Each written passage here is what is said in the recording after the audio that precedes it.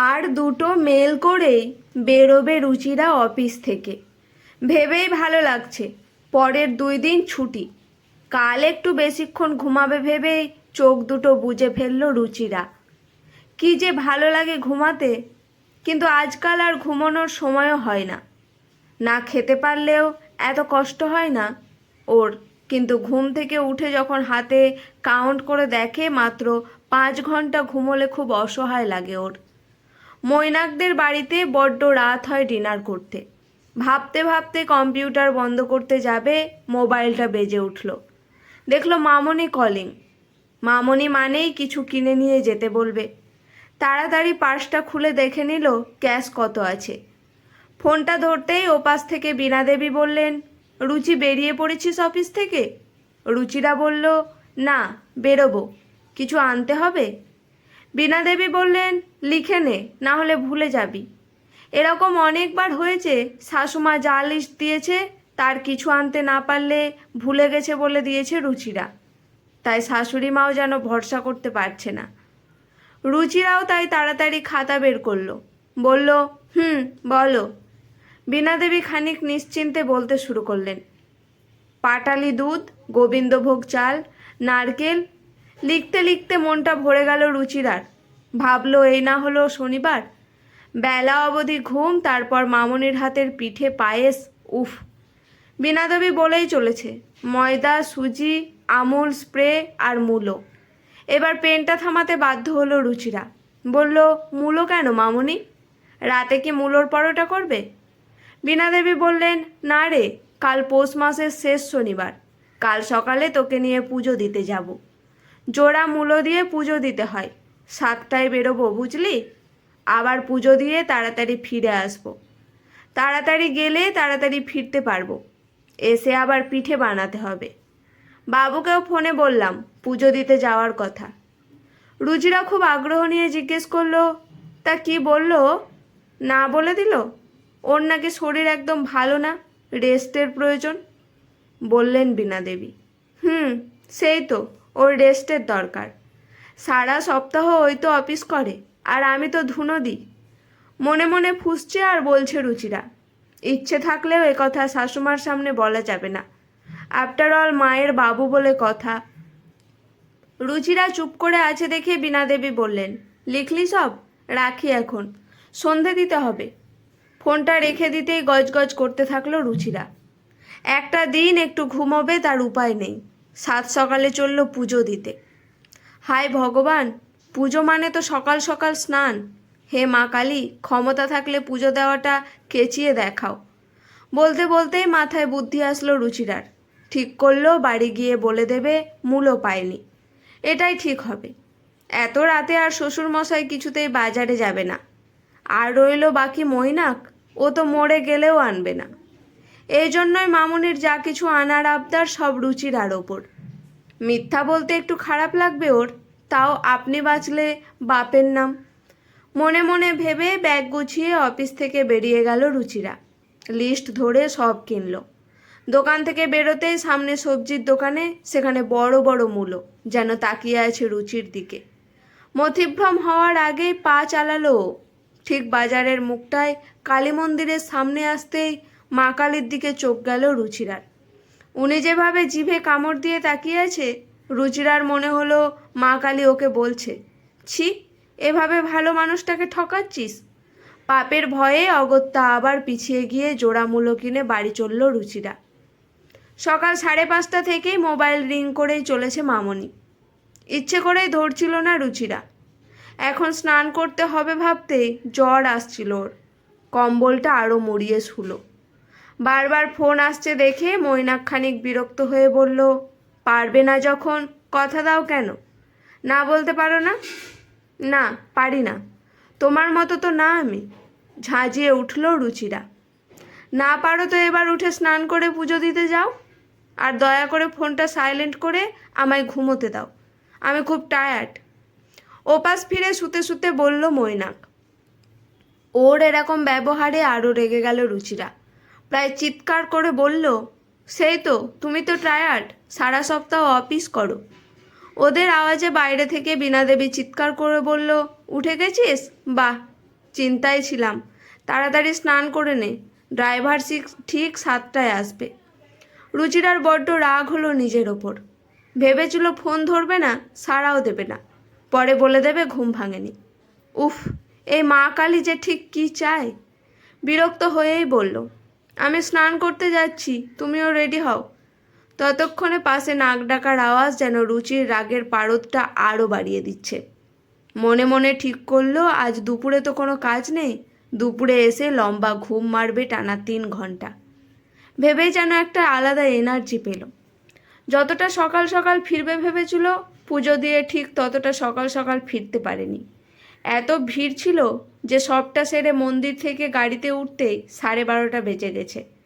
গাড়িতে উঠেই বীণাদেবী বললেন, পাটা খুব ব্যথা হয়ে গেল, গিয়েই গরম জলের সেঁক নিয়ে তারপর পিঠে করতে বসতে হবে। রুচিরা বলল, আজ ছেড়ে দাও মামনি, এত পা ব্যথা নিয়ে পারবে না, আরও বাড়বে।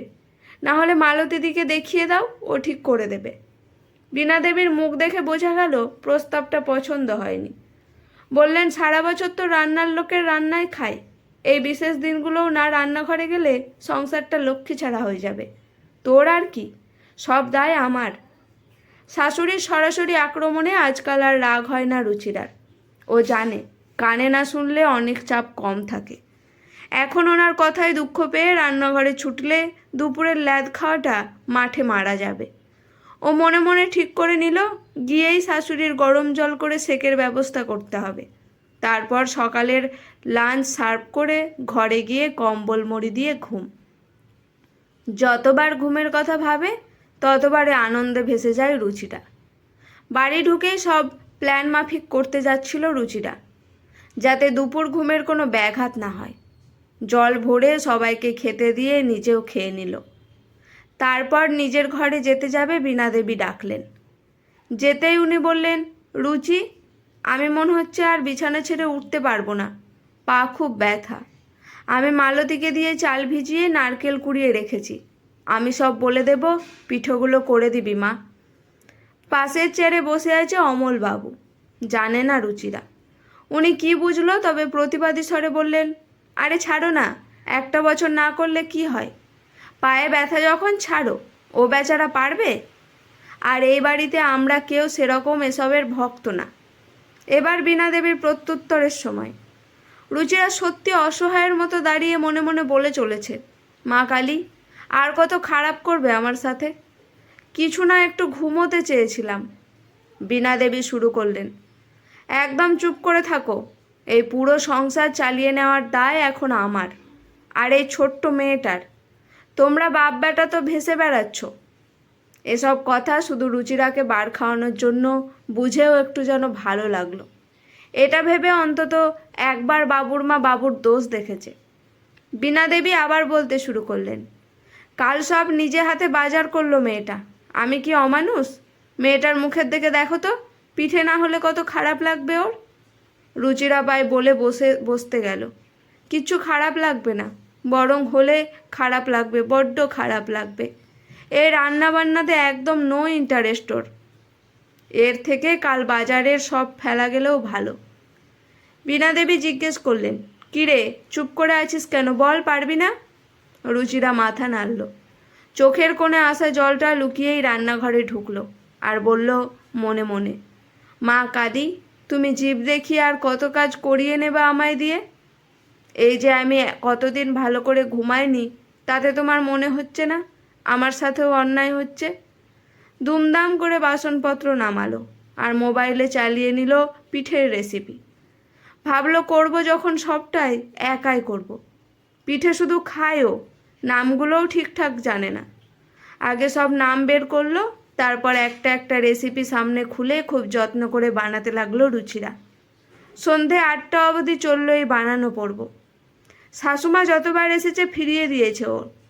রান্নাঘরের বড় স্ল্যাব জুড়ে সাজিয়ে রেখেছে পাটিসাপটা, ক্ষীরের মালপোয়া, গোকুল পিঠে, চুষির পায়েস, চৈতে, রসবড়া, সরু চাকলি। সব বানানোর পর রুচিরা দেখলো খুব টায়ার্ড লাগছে, কোমরটাও ধরেছে, কিন্তু আর রাগটা আসছে না। না কাঁদার চেষ্টা করলে তাও আসছে না, বরং মনে হচ্ছে এক্ষুনি প্লেট বেড়ে সবাইকে দিক। ভাবা অনুযায়ী কাজ, সব আইটেম এক একটা করে 3টে প্লেটে সাজিয়ে নিয়ে গেল ঘরে।